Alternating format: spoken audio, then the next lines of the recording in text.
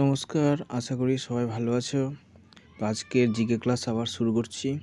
আজকের প্রথম কোশ্চেন দেখো, গান্ধীজি প্রথম সত্যাগ্রহ আন্দোলন কোথায় শুরু হয়েছিল? তাহলে উত্তর হবে কি? এটা চম্পারণে। ঠিক আছে, তাহলে উত্তর হবে চম্পারণ, বি অপশান।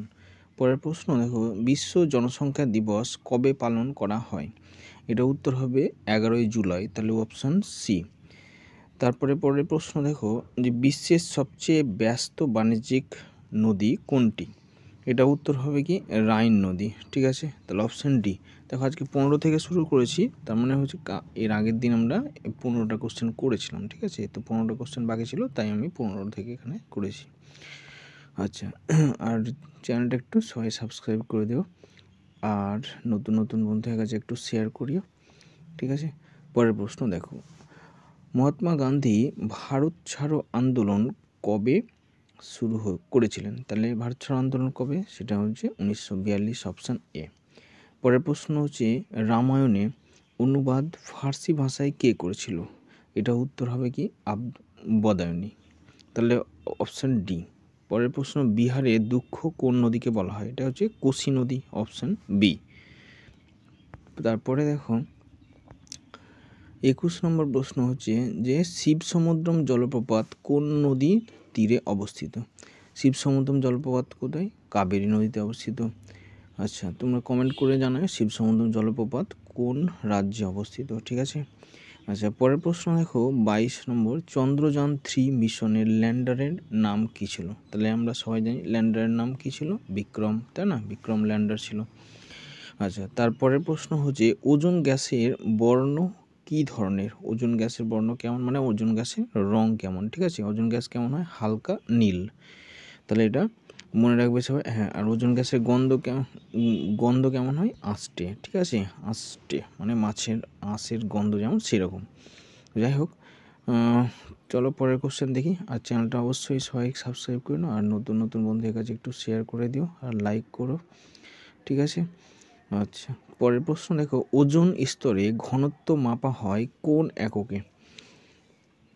কোন এককে মানে কার সাহায্যে আমরা মাপি ওজোন স্তরের ঘনত্ব? ঠিক আছে, তাহলে অপশান হবে এটি আর্সেনিক দূষণের সাহায্যে মাপা যায়।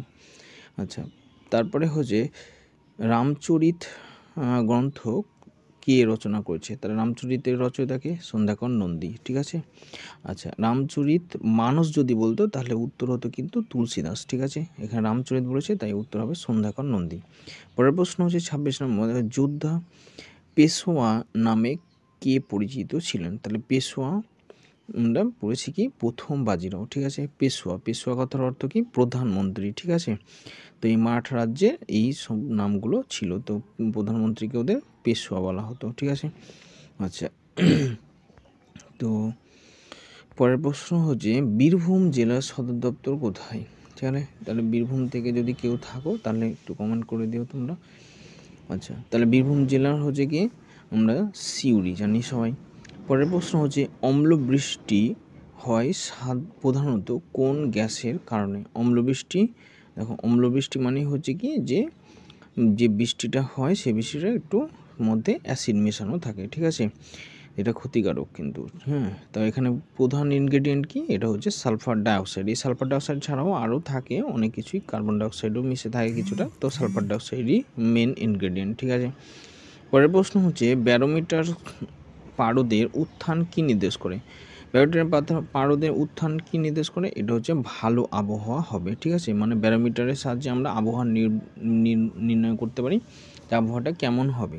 তো যদি দেখা যায় যে আস্তে আস্তে করে পারদটা উপরের দিকে উঠছে তাহলে বুঝবো যে ভালো আবহাওয়া হবে এবং রোদ হবে। ঠিক আছে, আর হঠাৎ করে যদি কমে যায় তাহলে বুঝতে হবে কি যে ঝড় আসবে, শীঘ্রই ঝড় আসতে পারে। ঠিক আছে, আচ্ছা তো আজকে দেখো শেষ প্রশ্ন, সেটা হচ্ছে কি ইউগ্লিনা ছাড়া অন্য কোন প্রাণী সালোক সংশ্লেষে সক্ষম? তাহলে অপশন হবে কি ক্রাইসোমিবা। তাহলে ক্রাইসোমিবা আর ইউগ্লিনা এরা প্রাণী হওয়া সত্ত্বেও কিন্তু সালোক সংশ্লেষ করতে পারে। ঠিক আছে, এটাতে কিন্তু হয় মনে রাখবে যে প্রাণীরা সাধারণত কি পরভোজী হয়, মানে কি নিজেরা খাবার তৈরি করতে পারে না, সালোক সংশ্লেষ করতে পারে না যেহেতু। তো একমাত্র ইউগ্লিনা এবং ক্রাইসোমিবা তাদের নিজের খাবার করতে পারে। তো এই ছিল আজকে 15টা কোশ্চেন। তো কেমন লাগছে একটু কমেন্ট করে জানাও, আর নতুন বন্ধুদের কাছে একটু শেয়ার করে দিও, একটু সাবস্ক্রাইব করো, চ্যানেলটা একটু গ্রো করে জানাও। চলো আজকের মতো টাটা।